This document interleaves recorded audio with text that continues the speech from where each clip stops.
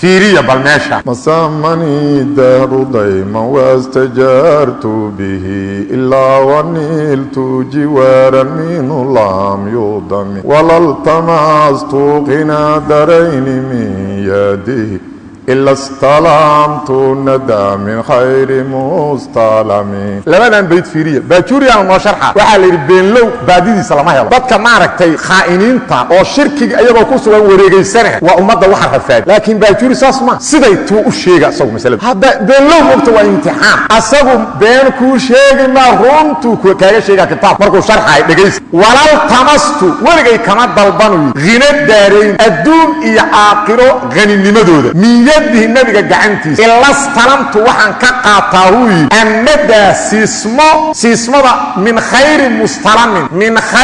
مستلم منه مد وحلقا قاطو كان وقو خير بدن وحلا مدان كقاطعوي مد وحلقا قاطو كان وقو خير بدن عن سيسمو كقاطع الدون يا آخر النبي كان كهلاولي قرين مدو والدون يا آخر الدون يا آخر يا بحية وإن لنا للآخرة والأولى ولبا حصر يا قرآن استعمال أنك كلك يمله لي إليه الله كلك labadaas bay oo shirki ah oo ilaahay qeyrkiis in la bariyo ka hadla ma taqaan fawaaidda ay ku jirto tuuriya ku sheega waxaan idin sheegayaa qasaa'idkan shirkiyaadka iyo diinka alle waa diddaan ilaa yajtamicaan xaqiiqadu waa sax أكالونتي لشيء waa kuwan saadarteed inay akaalin yihiin oo niman aad cunada u jecel inay yihiin waxyaabaha daliilka waxa kamida waxaan been abuurka nabi maxamed ku been abuur doonaan kaleey sallallahu wasallam iyo Abu Bakar iyo Umar iyo Uthman dhamaan cunna ka dhameeyay si fiican u fiirsada ko waxay dhahay nabiga wuxuu yiri kaleey sallallahu wasallam man azzama mawlidi biittikhadihi fihi ta'aman kuntu lahu shafi'an yawm al-qiyamah nabiga yiri kaleey sallallahu wasallam hadith marfuuc qofkii weyneeya man azzama mawlidi qofkii weyneeya mawlidkayga iyo markaan dhashay kuna weyneeya waliba feeri weyneeya oo farxa oo masaajidka taga ama sooma ama cibaadeysta maaha wax lagu weyneyna biittikhadihi fihi ta'aman oo dadka cunna u sameeya inay akaalintihiin meeshaas daliilku waa ka muuqda oo dadka cunna u sameeya kuntu lahu shafiican yawm al-qiyamah maalinta qiyaamana u ergeyna xadiiskan waa mawduuc waliba aad u liitaway qof walba adna aqli lana ay dareemi karto inuu mawduuci xadiiskan wuxuu ka dhigan yahay in la yiraahdo nabi maxamed alayhi salatu wasalaam muhaadaradii mawlidka lagu radinayay oo masaajidkan ka dhaceysay nabi maxamed ay cilaan qof aqli waxaas marnusay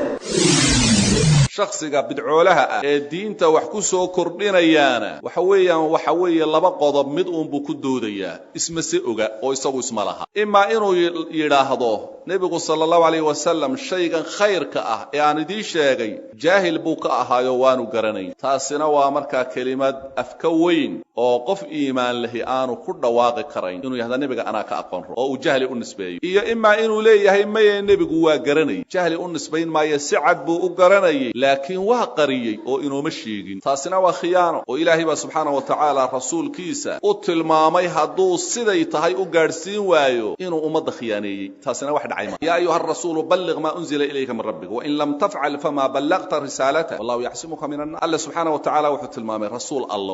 Allah sallallahu alayhi wasallam balligh ma unzila ilayka min rabbik wixii xaqa rabbiga lagaaga soo dejiyay dadka gaar hadaad sidaa sameyn weydo risaaladii maad gudan oo risaaladii mid gaarsiiyay umada mati nabiguna sallallahu alayhi wasallam sidaa alle amraybu yeelay jamac la arko jamci ugu ballaadnaa xajatul wadaa'i isugu yimi oo 100 kor u dhaafayay sida culama u siyar tilmaamaan waxa weeye ayuu markaa nabigu sallallahu alayhi wasallam uu marxaati gashaday isagoo rabbina marxaati gashanaya oo uu yiri war diinta ma idin soo gaarsi ala hal balaq khudbadiisii dheereed nabiga sallallahu alayhi wasallam dhowrka maalmood soo noqnoqotay ee umuuraha badan kaga waramay war diintii ma idin gaarsiiyay buu dabeedna saxaabadu nacambaya iyaga uga marxaati kacay nabigu wuxuu la haray inaanay jirin ee uu dhammaan soo gaarsiiyay nabigu dabad ilaahay buu marxaati gashaday intuu farta qoru fiiqa allahumma ashhad iyagana dabad ku soo ilaahu marxaati ka inaan gaarsiiyay oo aanan waxba kala harin rabbi oo marxaati ka rabbina been looma marxaati markiibana waqtigii waxyiga aydo hadii in yari ka duwan tahay alla waa ku canaanan Allah waa rasuulkiisa sallallahu alayhi wasallam meel yar haduu ka baydo waa lagu canaanan jiray waxyi baa lagu hagay ummaduna way ku ijmaacsan tahay ahlu sunnah dhamaan way isku raacsan yihiin nabiga khada